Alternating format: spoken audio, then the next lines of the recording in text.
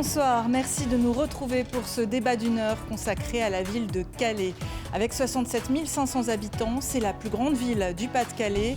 À 38 km des côtes anglaises, la cité des six bourgeois, marquée par son passé industriel et les crises migratoires, se distingue aujourd'hui par son dragon.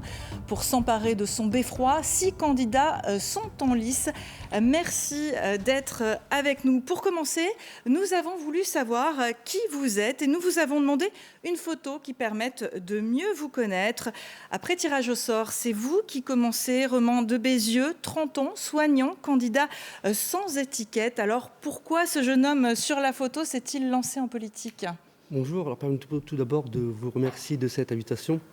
Si je me suis lancé en politique, c'est parce que premièrement j'étais convaincu qu'en étant jeune et aussi soignant, mais avant tout engagé dans la vie associative, il était important pour moi d'aider son prochain. Et c'est comme cela que j'ai décidé de m'engager en politique à travers au tout début l'engagement associatif, puis en voulant me lancer dans la politique pour apporter une aide supplémentaire aux habitants. Marion Lavigne, vous avez 36 ans, vous êtes assistante de direction, vous êtes la candidate PCPS et Génération. Vous avez choisi une photo de famille sur la plage. Expliquez-nous. Bonjour, merci de m'avoir invitée. Alors sur cette photo, j'ai 2 ans. Elle a été prise lors d'une balade dominicale en famille sur la digue de Calais. Je suis née à Calais, j'y ai grandi. Cette photo nous ramène au début des années 90. À cette époque, Calais était une ville profondément solidaire, humaine, festive et familiale. Les gens se connaissaient, s'entendaient et chacun avait sa place. Si aujourd'hui je veux être maire de Calais, ce n'est pas simplement pour gérer une ville, c'est pour redonner à Calais ce qui a fait sa force, la solidarité, la dignité, l'espoir pour nos enfants. Parce que je veux qu'un enfant qui grandit aujourd'hui à Calais puisse aussi dans 30 ans regarder une photo et se souvenir d'une ville où il faisait bon vivre.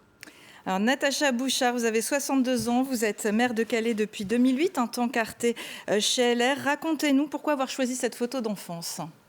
Bonjour aux Calaisiennes et aux Calaisiens. Cette photo me rappelle d'abord une enfance heureuse et populaire à Lens, terre de foot. J'avais déjà pour moi le regard de la curiosité, de l'affection et de la détermination.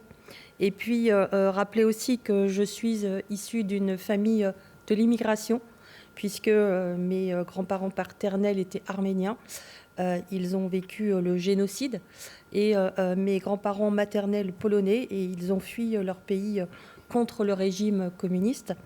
Mon grand-père était mineur, donc dans le bassin minier. Mes parents, de leur côté, faisaient les marchés, vendaient du rideau et double rideau. Et de ça, en fait, j'en ai appris le sens du travail, le courage, les échanges, le contact également.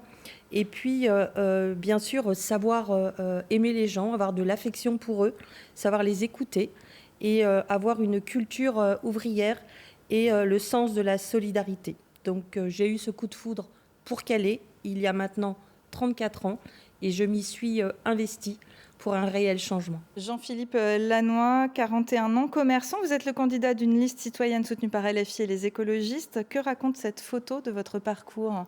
Bonsoir, Jean-Philippe Lannoy, je suis né, je vis, je travaille à Calais. Je suis donc tête de liste effectivement d'une liste de rassemblement. Je suis père de 3 enfants et commerçant en centre-ville. Le petit garçon sur cette photo ne s'imaginait probablement pas que 40 ans plus tard, on parlerait de nouveau de guerre, de problèmes dans le monde, de montrer de l'extrême droite, du fascisme. C'est ce qui se passe aujourd'hui. Moi, ça me met en colère, mais en même temps, ça me donne une énergie folle pour changer à mon niveau les choses, changer la société et déjà commencer par Calais. Lucille Nicolas, 30 ans, enseignante, candidate pour Lutte ouvrière. Racontez-nous, que symbolise cette photo ? Alors, sur cette photo, je suis avec ma grand-mère et mon arrière-grand-mère qui est juste à côté de moi. Elle est née en Espagne, dans une famille de paysans, et elle a fui la dictature d'extrême droite de Franco. À 16 ans, en 1939, elle traversait les Pyrénées à pied avec sa famille pour se réfugier en France, où elle a vécu toute sa vie, une vie de travailleuse, une vie d'ouvrière. Et ce que je voudrais dire, c'est que mon arrière-grand-mère, elle pourrait être sur la liste aujourd'hui, Lutte ouvrière, le camp des travailleurs, qui est justement une liste qui représente ceux qui font tout fonctionner, tous les travailleurs, français, immigrés, embauchés, intérimaires, hommes ou femmes. Et en arrivant en France, mon arrière-grand-mère, elle a connu les camps de concentration. En sortant, c'était la Seconde Guerre mondiale. Et tout ça, ce n'est pas malheureusement seulement de l'histoire, ce n'est pas seulement le passé, car c'est aussi ce qui est en train de se passer aujourd'hui, les bombardements au Moyen-Orient, qui sont une nouvelle plongée dans une guerre généralisée. Alors il n'y a pas de refuge pour les travailleurs dans ce monde. Pour vivre en paix, il faudra renverser ce système capitaliste. Marc de Florian, député RN du Calaisis, 37 ans, vous avez été officier de la Légion étrangère. Qu'est-ce qui prédestinait cet enfant sur la photo à se lancer en politique ? Probablement l'habitude que j'ai prise enfant de m'occuper de mon frère handicapé et donc une attention portée aux autres au quotidien. Et c'est bien ce que je propose aux Calaisiens. J'ai aujourd'hui 37 ans. Les Calaisiens m'ont fait l'honneur de m'élire conseiller municipal en 2020, de m'élire député en 2024. Et moi, ce que je leur propose, c'est de m'élire maire de Calais pour que je puisse les servir au quotidien et au plus près du terrain chaque jour. Avant de commencer ce débat, je vous propose de regarder ce sondage IFOP pour France 3, La Voix du Nord, Nord Littoral. La maire sortante, Natacha Bouchart, est en tête avec 56% des intentions de vote. Marc de Florian du RN, 22%. Jean-Philippe Lannoy pour LFI, 10%. La communiste Marion Lavigne, 8%. Romain de Bézieux, 3%. Lucille Nicolas, LO, 1%. Je rappelle qu'il s'agit d'une photographie à l'instant T avec une marge d'erreur et non d'une prévision. Nous reviendrons sur ce sondage à la fin de cette émission. Je rappelle également que ce débat est régi par les règles de l'équité. Les temps de parole sont donc proportionnels au poids politique des candidats. Nous allons maintenant nous intéresser à la vie économique de votre commune, Calais, ville portuaire, ville d'industrie aussi, même si ces dernières années, beaucoup d'usines ont fermé, Saint-Exime, Mécano, Prismian Dracat, Tioxide, faisant encore augmenter le taux de chômage, plus de 22% dernier recensement INSEE. Alors comment attirer de grandes entreprises ? Calais doit-elle prendre l'exemple sur Dunkerque et son renouveau industriel, Natacha Bouchart ? Alors très clairement, je peux vous dire que durant ces dernières années, on a fait beaucoup et on continue à faire pour l'emploi. Tout d'abord, ça a été le développement de la zone logistique. Normal, entre un port et un tunnel, d'avoir aménagé un certain nombre d'hectares demandés par les transporteurs eux-mêmes. Il y a eu ensuite les zones d'activité, les zones commerciales, les cailloux, le chemin vert, les zones d'agglomération. Sur la zone des dunes, Marcel Doré, la Turquerie. Et puis, on a également dans cet environnement-là, très clairement, aujourd'hui, la maîtrise en fait de 3 fonciers. Un 3e est en cours d'acquisition. On a le terrain du Micor et de Vénator pour les Calaisiennes et Calaisiens, ceux qui se trouvent en face du port, anciennement chez Tioxide. Ça veut dire de l'emploi ? De l'emploi, oui, mais un projet aussi derrière. Et puis le rachat donc de ces terrains par la région. Je voulais dire également que sur les taux de chômage, en fait, en 2013, nous étions à 17,3% sur le bassin d'emploi. Aujourd'hui, nous sommes à 11,4%. Ça veut dire que malheureusement, Pôle emploi, nous avons pris les chiffres INSEE. Et nous avons perdu effectivement malheureusement 400 emplois industriels ces 3 dernières années. Et pour autant, nous avons sur les 400, 241 qui ont une reprise d'emploi, donc 67%. Et on a également de la Banque de France même des résultats plutôt encourageants puisque le nombre d'entreprises depuis 2019 a augmenté de plus de 14%. Drainant ainsi une hausse des effectifs salariés de 6%, c'est-à-dire que nous avons créé, on a compris, une politique en faveur de l'emploi. Nous créons plus d'emplois que nous en perdons aujourd'hui et nous avons un gros projet industriel basé sur le câble. Marc de Florian, quelles mesures en faveur de l'emploi si vous êtes élu ? Oui, alors la politique qui a été menée ces dernières années, c'est celle de développer la logistique et le tourisme. Le problème, c'est que le tourisme, c'est soumis notamment aux variations météorologiques, voire climatiques. Je viens de parler de projets industriels. Absolument, mais j'y arrive. Et puis, il y a également la logistique qui a consommé beaucoup de foncier. Effectivement, il y a une vraie politique d'attractivité industrielle à mettre en place et c'est probablement la lacune du bilan de Madame le maire sortant. Et donc, il faut mener une politique active de démarchage des entreprises, de mise à disposition du foncier, d'électrification également. Et puis, j'envoie également un signal fort en proposant une baisse de la fiscalité, baisse de la cotisation foncière des entreprises qui permet d'encourager l'investissement dans l'outil de production et puis baisse du versement mobilité pour favoriser l'embauche puisque ce versement mobilité pèse d'abord sur la masse salariale. Jean-Pierre Lannoy, que faut-il faire en faveur de l'emploi ? Est-ce qu'on doit tout accepter des usines, même des usines à risque Céveso, pourquoi pas ? On sait qu'il y en a eu dans le passé. Exactement. Je reviens sur les chiffres, c'est quand même important parce que ce taux de chômage, c'est le pire du département. C'est quasiment le double de celui de Berck, on est à 6%.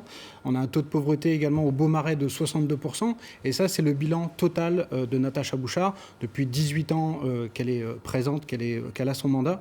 On ne peut plus trouver des excuses de dire c'est les personnes d'avant ou c'est la conjoncture. C'est son bilan, clairement. Son bilan actuel, c'est une stratégie touristique totalement tournée vers le tourisme. Et le problème, c'est quand on est totalement tourné dans une direction, on tourne forcément le dos à d'autres directions que sont, par exemple, l'industrie.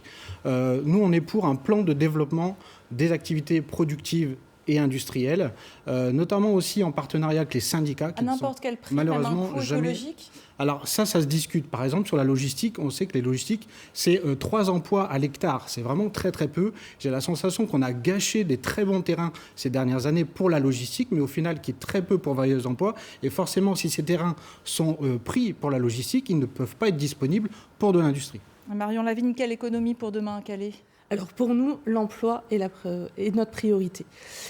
Quand on vote pour des municipales, on vote également pour l'agglomération. Il faut savoir que le pouvoir économique, il ne revient pas essentiellement à la mairie, il revient beaucoup plus à l'agglomération. Et donc nous voulons donner à l'agglomération tout le pouvoir pour pouvoir faire du démarchage industriel et aller chercher les industries qui nous manquent cruellement aujourd'hui.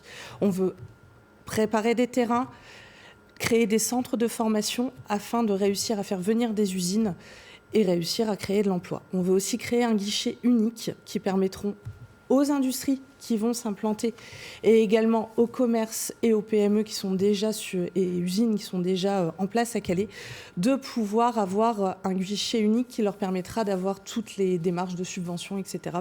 par du service public. Lucie Nicolas, est-ce que l'avenir de l'emploi à Calais passe par l'industrie ? Alors surtout, l'avenir de l'emploi à Calais passe par la lutte des travailleurs. Tout ce que j'entends là, les mesures à l'échelle municipale pour régler le problème de l'emploi, je trouve ça complètement fou. Ce qu'on paye à Calais, c'est la crise du système capitaliste. Ceux qui décident de licencier du jour au lendemain des centaines de travailleurs à Calais comme ailleurs, ce sont les grands patrons, c'est dans les grandes entreprises, dans les grands groupes que ça se décide. Et c'est ce pouvoir-là du grand patronat qu'il faut attaquer. Et quand j'entends tout le monde qui dit qu'il faut démarcher les patrons, juste ça revient à quoi démarcher les patrons ? Ça revient à déverser des millions de subventions, d'argent public sur le patronat. Eh bien ça, moi je ne suis pas d'accord. Il faut que les travailleurs imposent leurs intérêts au patronat. On va avancer. Ces dernières années, c'est vers le tourisme que la ville s'est orientée avec notamment le Dragon et maintenant le Varan créé par la compagnie de la Machine. Est-ce suffisant ? À combien estimez-vous les retombées, Natacha Bouchard ? Alors, les retombées sont de 15 millions d'euros par an. Ce projet en fait, de transformation en misant aussi sur le tourisme, c'est de pouvoir profondément changer l'image de la ville. Ça a marché ? Et ça a marché puisque le pari est réussi. On peut dire qu'aujourd'hui, on parle de Calais avec son dragon, avec sa plage, avec sa digue. Et on n'a plus le sujet premier qui était, il y a 10 ans, la problématique migratoire. C'est un vrai pari. On a aujourd'hui des touristes qui viennent de Belgique, qui viennent d'Allemagne, qui viennent aussi de Paris. Le Varan vient d'arriver et... Petit clin d'œil, j'y suis allée hier, il est entré dans le Forgnelet. Et surprise, nous avions des touristes belges et anglais qui étaient présents dessus. Donc le pari va continuer en fait à avancer. Et je pense très clairement que derrière, il y a aussi des hôtels, il y a aussi l'activité hôtelière, le nouvel hôtel qui va arriver avec plus de 100 emplois. Mais on a aussi le maintien de l'activité de nos restaurants, de nos brasseries, des jobs d'été qui sont nombreux pendant toute la saison. Et aujourd'hui, quand on va sur la digue, on n'attend pas la saison en fait touristique juste pour aller se promener. On voit qu'il y a du monde sur les 4 saisons. Marc de Florian, qu'est-ce que vous en pensez ? Le Dragon, succès ou pas ? Vous continuez ? Vous arrêtez ? En tout cas, il ne compensera pas les 400 emplois industriels qui ont été perdus ces 3 dernières années. Et évidemment, si les machines sont installées et qu'elles font désormais partie du patrimoine de Calais, il faut réorienter les ressources, notamment municipales, vers le développement d'un autre atout touristique, en l'occurrence notre patrimoine bâti, la Bourse du Travail, l'hôtel de ville, le vieux fort au Forgnelet, qui mérite d'être valorisé et qui draine. La stratégie touristique fonctionne ? C'est un moteur auxiliaire du développement économique. Le moteur principal, ça reste l'industrie.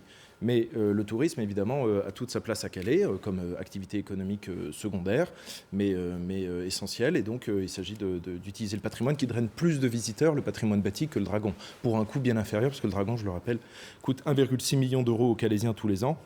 Et donc, moi, je propose de rationaliser l'usage, ce qui permet de dégager des marges financières pour, par exemple, et c'est pas par exemple, c'est certainement pour rediriger cet argent vers notamment le développement des classes, des sorties scolaires pour les enfants. Ça leur permet aussi de s'émanciper. Rapidement, Natacha Chabouchard, ça coûte cher le Dragon ?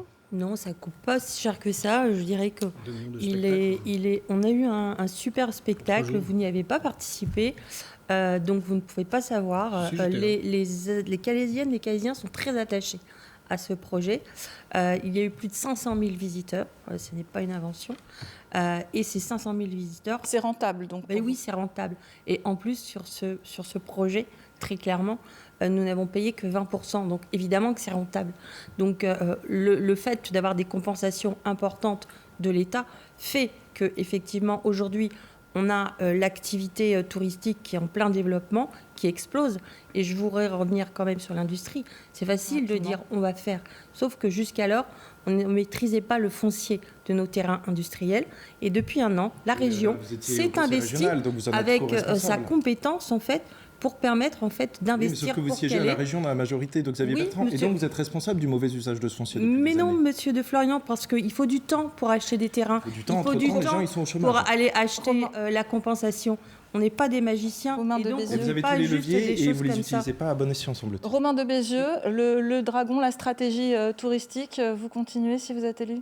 Écoutez, le Dragon fait partie du paysage calaisien. Bien évidemment, nous maintiendrons le Dragon. Néanmoins, nous pensons à un projet qui peut aussi à la fois permettre aux touristes de pouvoir venir sur Calais, mais aussi profiter aux locaux. Et nous proposons la création d'un parc zoologique sur le quartier du Virval, à proximité de l'hôpital, qui permettrait justement à la fois aux Calaisiens de profiter d'un équipement avec de l'emploi calaisien, puisque ce serait sous régie municipale, et aussi permettre bien évidemment aux touristes de pouvoir en bénéficier. Jean-Philippe Lannoy, le Dragon, stop ou encore ? Madame Bouchard a parlé des brasseries. En fait, les brasseries qui sont censées être les premières bénéficiaires de cette stratégie ferment également. On a le Café de Paris, par exemple, qui est juste à côté des lieux de spectacle qui ont lieu toute l'année, où on injecte énormément d'argent là-dedans, et les restaurants ferment quand même, en fait. Donc c'est un échec total parce que ça coûte énormément d'argent public.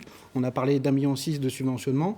On parle d'un spectacle de 3 jours de 2 millions d'euros. Avec cet argent, clairement, on pourrait faire plus parce qu'on est dans une stratégie de l'échec, une stratégie sur l'apparence, comme toujours avec Natacha Bouchard. On n'est que sur l'apparence, on n'est que sur la surface, au lieu d'aller sur le fond des problèmes. Vous venez de parler d'une brasserie. Comment redynamiser justement le centre-ville, attirer les commerces ? C'est une des thématiques de cette campagne des municipales partout dans la région. Concurrence d'Internet, loyer parfois trop élevé. Quelle est votre proposition pour attirer et pérenniser des commerces, notamment dans le centre, Marc de Florian ? Alors on a un souci dans le centre, c'est le centre commercial Calais Cœur de Vie, c'est plus connu par les Calaisiens sous le nom des 4B, et qui coûte 800 000 euros par an à la municipalité et aux Calaisiens. Et effectivement, je suis désolé de parler beaucoup de chiffres, mais je suis le seul à proposer un programme chiffré parmi les candidats présents sur ce plateau. À la fois, toutes les dépenses de fonctionnement nouvelles sont chiffrées et budgétées, et je suis le seul à le faire. Donc tout le monde fait des promesses, mais personne ne dit comment il va les financer.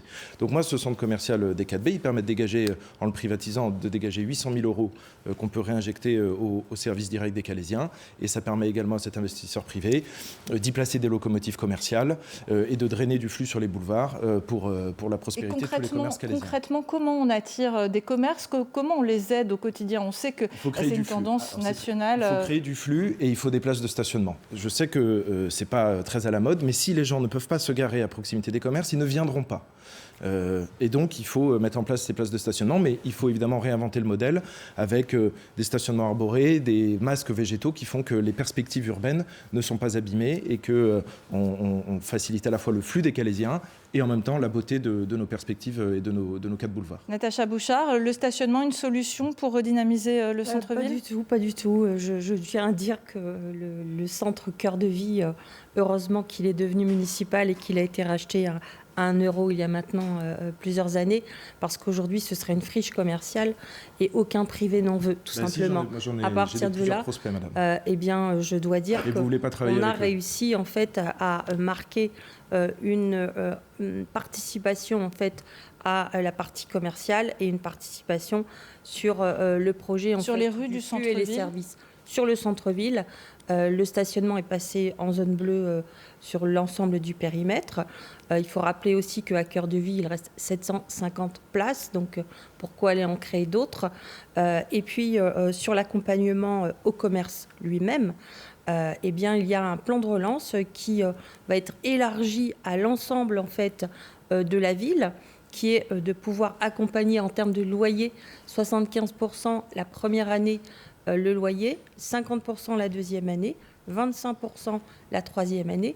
Lancer aussi ce qu'on appelle des unités commerciales éphémères. C'est la municipalité qui va payer tout ça? C'est la municipalité qui paye, qui prend en charge avec un budget qui, jusqu'à aujourd'hui, est plutôt bien noté. Est-ce que vous pouvez nous parler du financement? Parce que pour l'instant, vous n'avez évoqué aucune source de financement. Et nous avons déjà investi sur les dernières années près de 3,5 millions dans ce dispositif pour permettre justement de préserver l'attractivité. Et un gros projet de centre-ville est en cours sur et autour du théâtre avec un grand parc urbain. Je suis navré d'insister, mais aucune de ces mesures n'est financée. Il n'y a pas de chiffrage dans le budget, il y a beaucoup de promesses, mais où sont les marges de manœuvre financières? Ça reste à voir. C'est le discours de M. de Florian. Ah oui, mais il faut que vous puissiez répondre aux Calaisiens. Comment vous payez? Non, mais aux Calaisiens, vous pouvez leur répondre. Combien ça coûte, juste rapidement? Ça coûte combien? Ça coûte 3,5 millions, puisque sur les 6 dernières années, nous avons investi et pour le Covid, et pour l'accompagnement des nouvelles unités commerciales, et pour également l'attractivité du centre, 3,5 millions. Jean-Philippe Lannoy, vous êtes commerçant. Qu'est-ce qu'il faut, d'après vous, pour redynamiser ce centre-ville, attirer les commerçants? Le problème de ce plan de relance, effectivement, il coûte beaucoup d'argent. Le problème, c'est qu'on a l'impression que les chèques sont signés sans aucun suivi, sans aucun accompagnement, sans aucune étude de l'efficacité réelle. Moi, c'est quelque chose que j'ai réclamé à plusieurs reprises. C'est oui, pourquoi pas aider les commerçants, aider dans le paiement du loyer, mais voyons un peu en retour quel a été le nombre d'ouvertures, mais aussi le nombre de fermetures. Et c'est toujours la même chose. C'est-à-dire qu'on a toujours une belle façade, on sait le nombre d'ouvertures, mais on ne sait jamais le nombre de fermetures. Or, c'est super important. Nous, ce qu'on propose à la place, c'est de plutôt de dépenser comme ça l'argent et qui part un peu par les fenêtres, c'est plutôt d'investir dans des cellules commerciales, les acheter, c'est donc un investissement et pas une dépense, acheter ces cellules, les rénover parce que... Une foncière municipale, donc? Exactement. Il n'y a pas besoin de chiffres. Si vous baladez en centre-ville de Calais, vous voyez bien que partout, de nouveau, il y a des friches commerciales importantes, il y a des départs à la retraite qui ne sont pas remplacés. La situation des commerçants est très, très difficile. Donc nous, on veut acheter des locaux, les rénover, installer du coup des commerçants à loyer modéré. Et petit bonus, on pourra rénover du coup le bâtiment, le logement à l'étage qui souvent est à l'abandon et éviter un logement vacant supplémentaire. De combien? Je pense qu'on pourrait rester dans les mêmes enveloppes, mais avec la grosse différence que c'est de l'investissement et pas de la dépense de fonctionnement. Marion Lavigne, votre solution concrète pour attirer les commerçants? Alors également, nous, on veut améliorer ce plan de relance qui est déjà en place, le mettre à l'échelle de toute la ville. Et je dirais aussi qu'on veut accompagner les commerçants dans chaque quartier. Le commerce n'est pas que dans le centre-ville. Chaque quartier a besoin de ses petits commerçants, de son épicerie, de son boucher, de son boulanger, etc. Aujourd'hui aussi, grâce au guichet unique, on veut pouvoir accompagner tout au long de l'année ces commerçants et également pouvoir les écouter et avoir un signal d'alerte dès qu'il y a un problème et pouvoir se concerter avec eux très régulièrement parce que c'est eux qui savent comment fonctionne leur quartier et ce dont ils ont besoin. Un guichet unique, donc, est une des solutions aussi pour rendre ce centre plus accessible au plus grand nombre. Ça a été mis en place. Ce sont les bus gratuits. Quel bilan tirez-vous de cette expérience, Natacha Bouchard? Juste sur les promesses électorales, excusez-moi, mais si je peux me permettre de répondre quand même, les promesses, qu'elles soient chiffrées ou pas chiffrées, dans ces élections, elles ne changeront pas la vie des travailleurs. Et d'ailleurs, on parle du cadre de vie, mais je peux vous dire que dans les quartiers populaires ouvriers de Calais, on n'est pas dans la vie, on est dans la survie. Dans la survie avec les petits salaires, les petites retraites face au prix qui explosent. On est dans la survie aujourd'hui. Ça, il n'y a aucun budget municipal qui permettra de régler ces problèmes-là. Ce sont des mensonges. Et d'autant plus que les élections nationales, donc. Non plus, puisque ce qui se prépare aujourd'hui, c'est non seulement, sera plus seulement dans la survie quotidienne, mais là, c'est la guerre généralisée. En ce moment, même le Moyen-Orient est à feu et à sang. Les impérialistes américains et israéliens ont mis les bus gratuits une guerre généralisée. À Calais, s'il vous plaît. Je termine juste là-dessus. Les travailleurs n'auront pas un cadre de vie correct s'ils ne renversent pas ce système fauteur de guerre. Natacha Bouchard sur les bus gratuits. Oui, alors je voulais juste revenir sur le taux de vacances commerciales parce qu'on entend beaucoup de choses. Pour autant, je tiens à rappeler qu'en 2016, le taux de vacances commerciales était de 27%, qui est aujourd'hui de 15%. Donc les chiffres, c'est bien aussi. Donc on les rappelle en termes de taux de chômage, donc entre 17,5 et 11,4%. Et pour la vacance commerciale, entre 27% et 15%. Les bus gratuits, laissez-moi parler, monsieur Florian, arrêtez d'interrompre. C'est la tactique du RN, mais laissez-nous parler. Et vous, si vous avez quelque chose à dire, prenez la parole ensuite. Donc on a effectivement, en 2019, à l'issue en fait, du dispositif des Gilets jaunes, pris la décision avec les maires de l'agglomération pour essayer d'alléger la charge sur les habitants, de mettre en place la gratuité totale sur les bus. Ça a donné un effet vraiment hyper positif dans les quartiers, pour nos jeunes, pour ceux qui n'avaient plus à attendre le bus pour entrer à l'école, dans les communes, et même entre la ville-centre et puis les communes rurales. Il y a eu une dynamique nouvelle et un partage qui s'est fait. Bon, pour moi, c'est franchement une très belle opération que je compte bien maintenir pour l'avenir.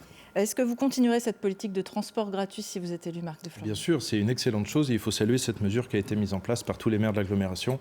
Et elle mérite d'être continuée et encouragée. Absolument.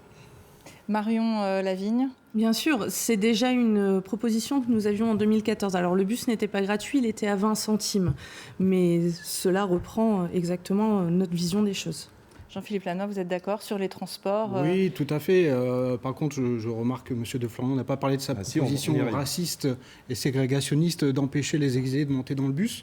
Une mesure parfaitement illégale, inconstitutionnelle et totalement inhumaine. Je vois que vous n'en parlez pas, peut-être que vous... Si je peux répondre, je vais répondre sur cette mesure. Évidemment, je propose de réserver la gratuité aux ayants droit, ceux qui vivent, qui habitent, qui travaillent à Calais et les touristes également. C'est déjà le cas à Montpellier, qui est une ville de gauche. À Montpellier, c'est déjà le cas. C'est des étrangers aussi, les touristes. Et oui, et puis il y a également des restrictions qui sont appliquées dans les piscines municipales, par exemple.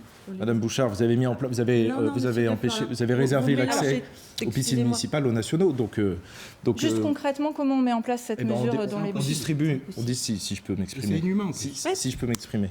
Nous aussi. On va distribuer une carte gratuite aux Calaisiens et aux habitants de l'agglomération, ceux qui y vivent et ceux qui y travaillent.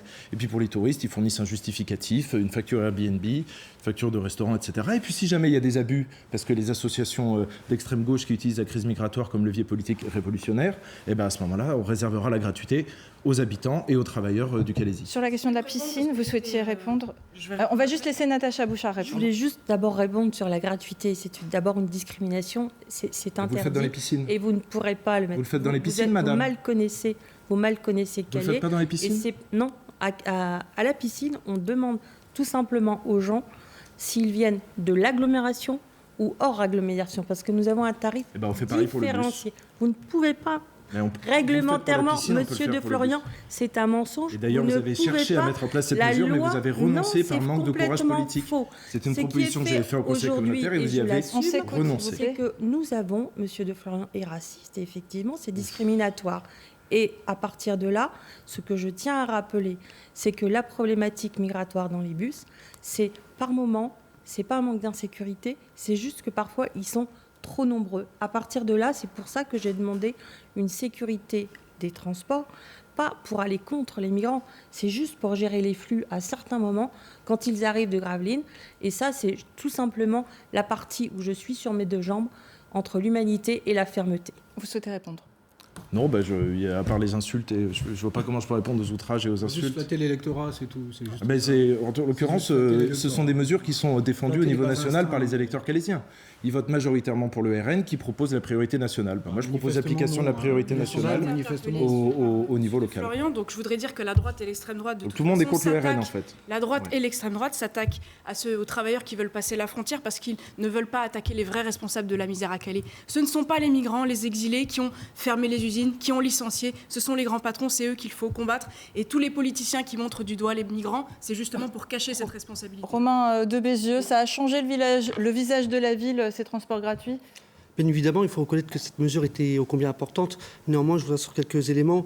Pour ma part, et d'ailleurs, je suis surpris d'entendre M. Lannoy annoncer qu'il souhaite racheter des cellules commerciales pour pouvoir ensuite les relouer ou en régie municipale, puisque c'est une proposition que j'ai faite en septembre dernier. Et là-dessus, je n'ai pas entendu sur ces choses.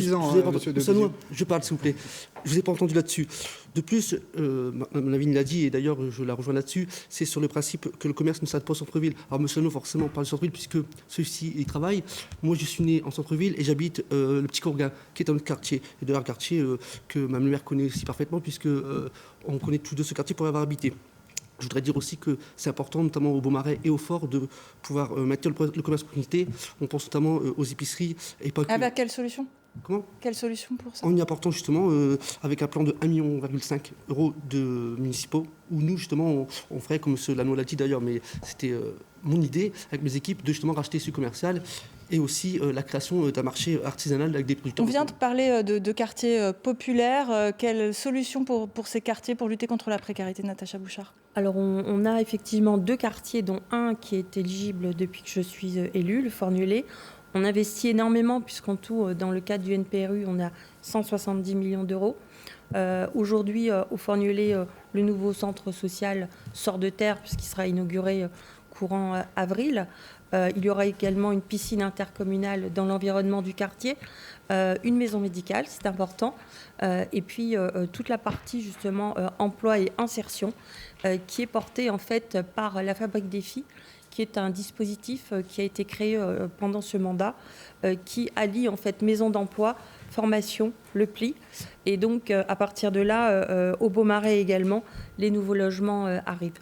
On va avancer dans ce débat avec une question sur le cadre de vie. Quel projet phare vous comptez mettre en place pour changer le cadre de vie des Calaisiens ? Un projet d'urbanisme, Marc de Florian.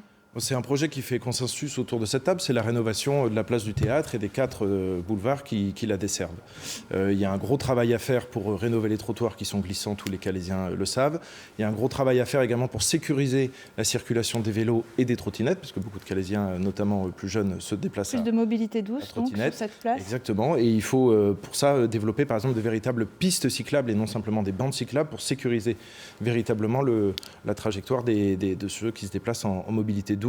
Et puis, il y a un travail de végétalisation qui, lui, doit être permanent partout. Et puis, c'est vrai devant le théâtre, mais c'est vrai également le long de nos canaux. C'est vrai également au Beaumarais où il y a un manque de végétalisation. Il y a de grandes pelouses, mais ça manque de végétalisation arborée. Donc là, il y a un gros travail à faire. Plus de végétalisation alors pour le RN. Jean-Philippe Lannoy, votre projet d'urbanisme phare ? Sur la place du théâtre, bien sûr, c'est nécessaire, puisque avant c'était effectivement le centre des bus. Donc clairement, il faut changer ça. Nous, ce qu'on déplore quand même, c'est qu'on a un certain nombre de quartiers qui sont à l'abandon. Le Fornulet, le Beaumarais.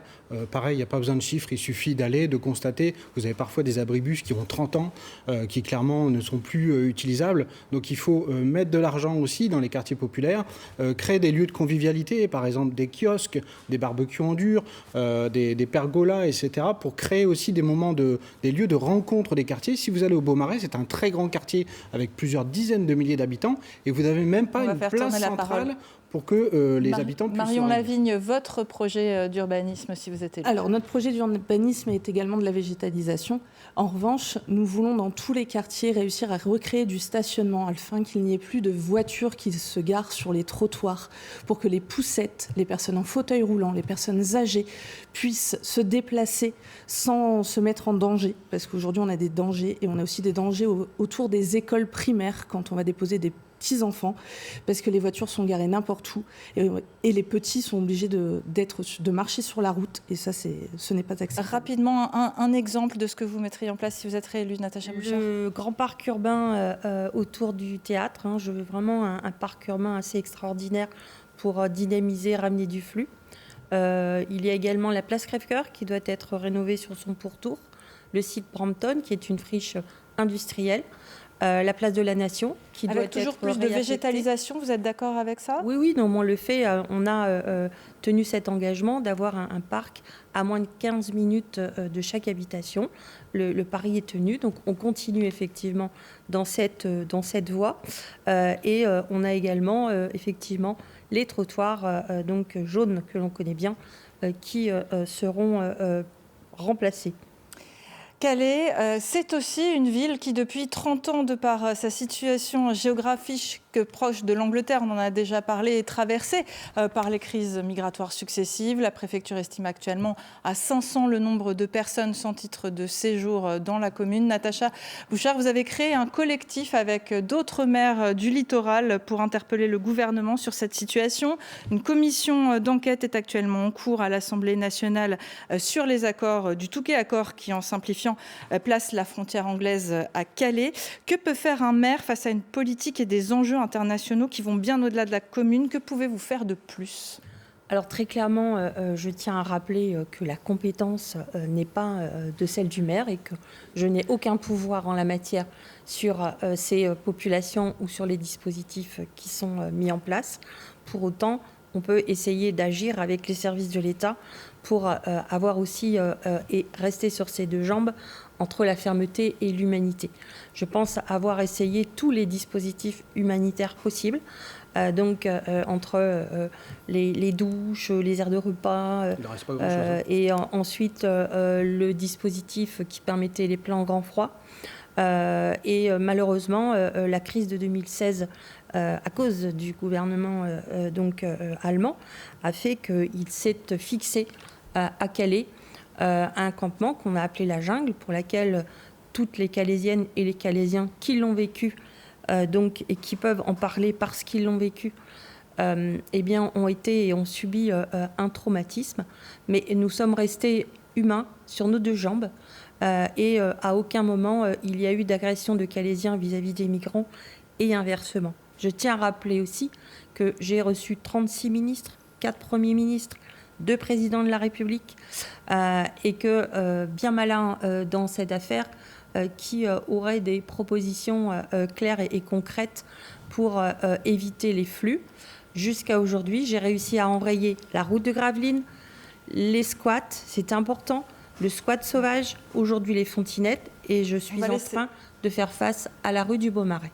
On va laisser la parole aussi à Marc de Florian. Qu'auriez-vous fait de différent si vous étiez maire? Moi, je vais proposer plutôt ce que je vais faire. Donc, j'assume tout à fait cette mesure que j'ai proposée aux Calaisiens de réserver la gratuité aux ayants droit et en excluant les irréguliers, ceux qui sont entrés par effraction sur notre territoire. Je ne vois pas ce qu'il y a de scandaleux dans ce que je dis, au contraire. Et puis, je propose que tous les lieux qui sont aujourd'hui sous enrochement, et que les Calaisiens connaissent bien aussi, on les transforme en parcs. C'est le cas, par exemple, quai du Danube, par exemple, ou quai Lucien Lheureux, qu'on les transforme en parcs, ouverts la journée aux familles calaisiennes qui puissent en profiter, au bord des canaux, et puis qu'ils soient fermés la nuit. C'est d'ailleurs une mesure, me semble-t-il, qui est proposée également par la liste de gauche. Rien d'autre de différent de ce qui a été fait. Sinon, j'encourage les électeurs à aller voter en 2027 Natacha pour le Bouchard. Rassemblement national. C'est difficile à faire pire, en fait, tout simplement. Vous siégez aussi à la commission sur les accords du Touquet. Absolument, on a eu l'occasion d'échanger à cette occasion de manière très courtoise et très républicaine. Qu'attendez-vous de cette commission ? Alors, c'est une commission qui est engagée par le groupe communiste, donc c'est tout à fait légitime, mais en revanche, il y a un biais, évidemment, qui est centré très à gauche, de manière assez laxiste sur le biais migratoire.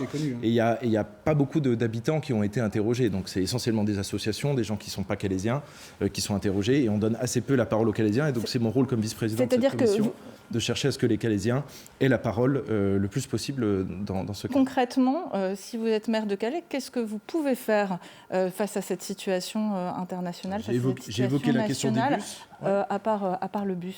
Alors, je vais pas refaire les accords du Touquet à moi tout seul comme maire de Calais. En revanche, les bus, c'est une mesure qui semble-t-il est suffisamment clivante pour être soulignée et rejetée par l'intégralité de mes adversaires. Moi, c'est pas ce que j'entends des Calaisiens dans les bus quand je le prends. C'est illégal, en fait, tout simplement. Et puis, non, parce que ça a été mis dans les piscines. Et puis, c'est fait à Montpellier également. Donc, c'est fait dans d'autres villes et c'est fait dans d'autres infrastructures. Interdit. Et puis, je suis en train de parler, si vous me permettez. Allez-y, on va laisser finir Marc de Florian. Voilà, mais c'est interdit, sauf que vous le faites dans les piscines. Et c'est fait à Montpellier également, dans le réseau de bus. Voilà, et puis je vous dis que tous les espaces qui sont actuellement extraits de l'espace public et qui n'appartiennent plus aux Calaisiens, je pense au quai, je pense à la friche du Virval, ces endroits, ils doivent être aménagés de manière positive pour que ce soit des lieux de vie pour les Calaisiens et non des squats irréguliers.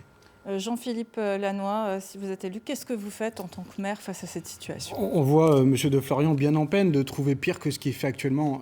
En fait, la stratégie actuelle du 0 point fixation, c'est un échec total, en plus d'être quelque chose d'inhumain. Ça abîme nos paysages, ça salit nos consciences collectives et ça ne fonctionne pas. Il y a des records de traversées encore l'année dernière.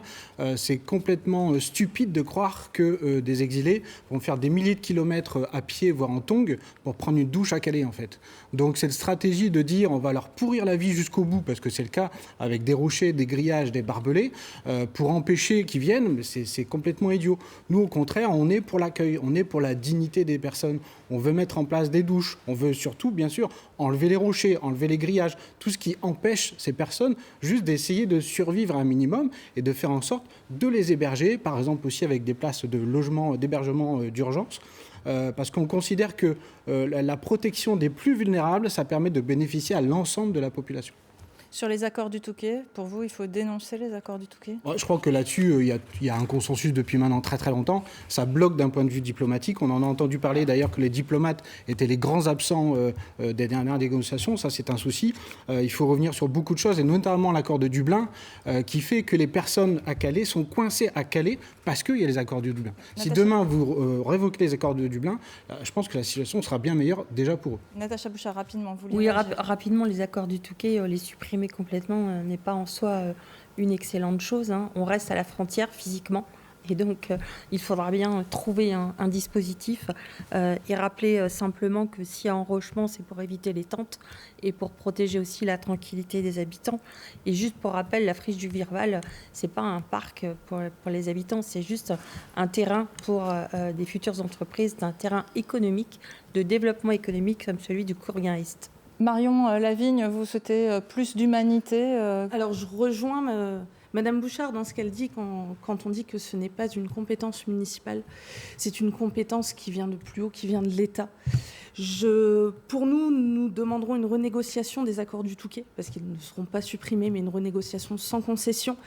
Nous demanderons à l'État en plus... Avec plus d'argent pour la ville ? Alors, en plus de donner de l'argent pour la ville comme ils le font aujourd'hui, nous demanderons à ce qu'il y ait une ouverture de centres humanitaires répartis sur tout le territoire, comme il y a pu y avoir à la fermeture de la jungle. Après, nous demanderons également à pouvoir avoir plus excusez-moi, je trouve pas mon d'encadrement au niveau des distributions alimentaires, mais également beaucoup plus de dignité pour toutes ces personnes, d'humanité, ce qui permettra que la population calaisienne y retrouve son compte et vivra beaucoup mieux, et le cadre de vie sera beaucoup mieux sur Calais. Romain de Bézieux, vous avez été dans la majorité de Natacha Bouchard, vous en êtes sorti.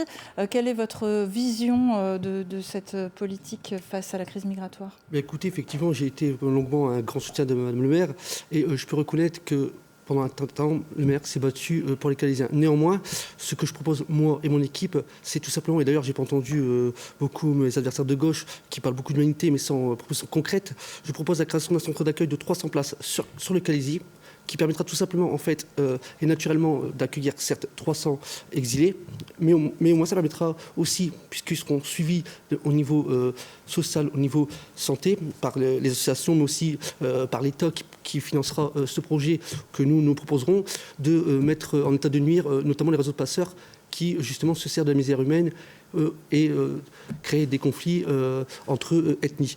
Donc l'objectif pour nous, c'est à la fois sécurité, puisqu'on luttera de manière efficace avec l'État sur les groupes de passeurs. Par contre, on jouera effectivement notre carte d'humanité, puisqu'on permettra un espace clos où on pourra notamment accueillir, et en prioritairement, les femmes et enfants, puisqu'ils existent à Calais. Lucile Nicolas, cette crise migratoire, c'est évidemment le résultat de ce qui se passe au niveau international, mais qu'est-ce que votre liste propose de faire au niveau municipal ? Alors, nous, ce que notre liste, elle dénonce déjà, puisqu'on a parlé de dénoncer tel ou tel accord, on dénonce le capitalisme qui partout crée de la misère, qui partout des dictatures et des guerres. Au niveau municipal. Eh bien, au niveau municipal, vous savez, à Calais, c'est pareil. À Calais, on n'est pas dans une bulle.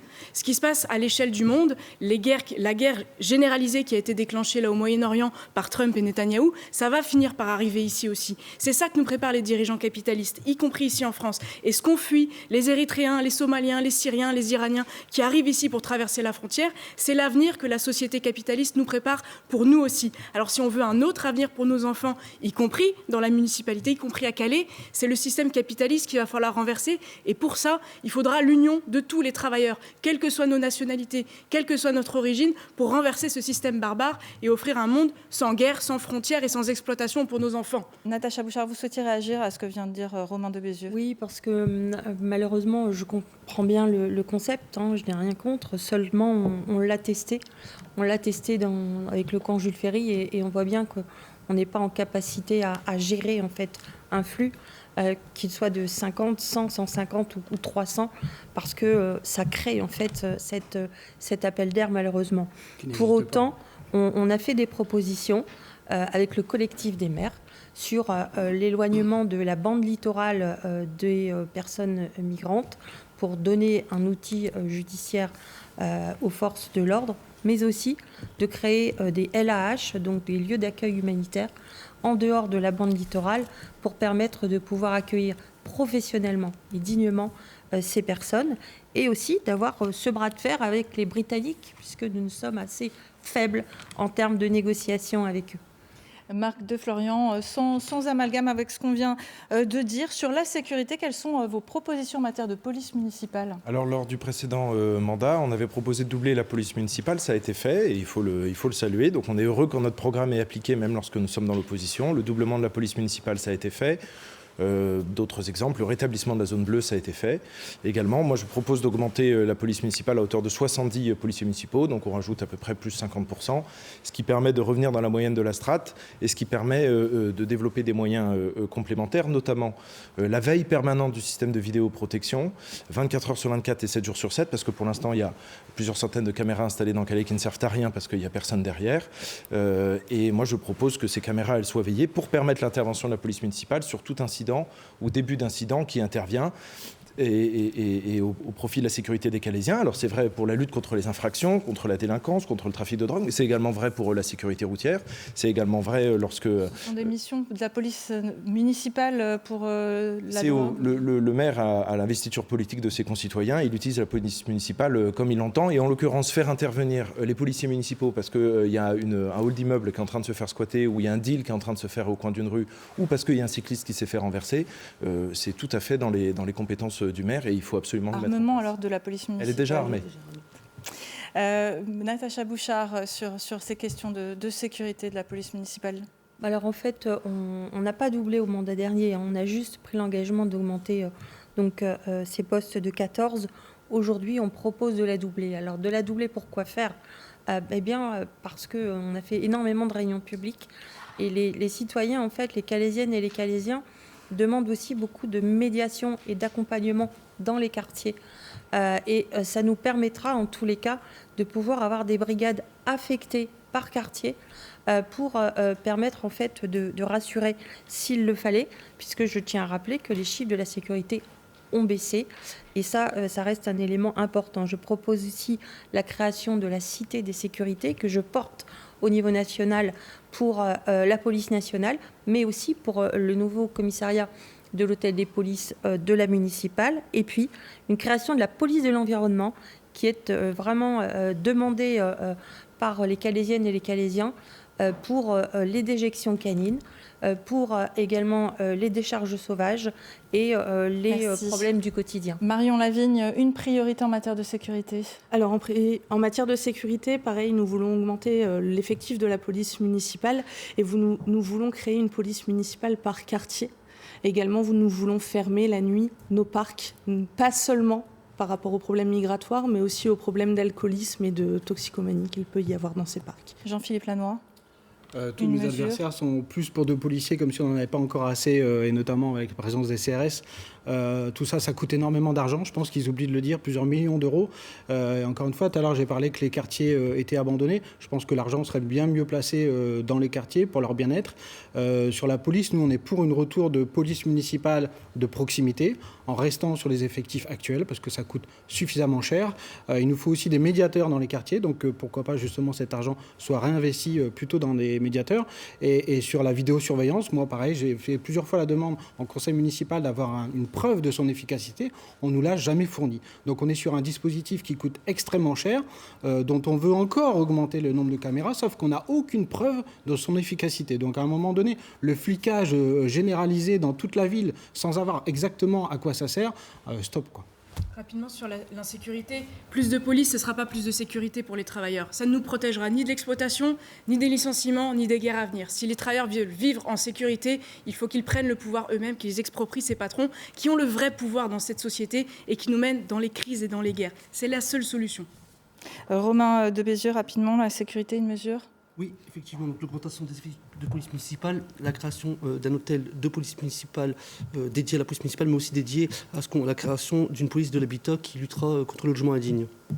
Alors on approche de la fin de l'émission. Je vous propose de revenir sur ce sondage IFOP France 3, La Voix du Nord. Natacha Bouchard, vous êtes donc à 56% des intentions de vote. Vous êtes confiante ? Il ne faut jamais être confiante dans une élection.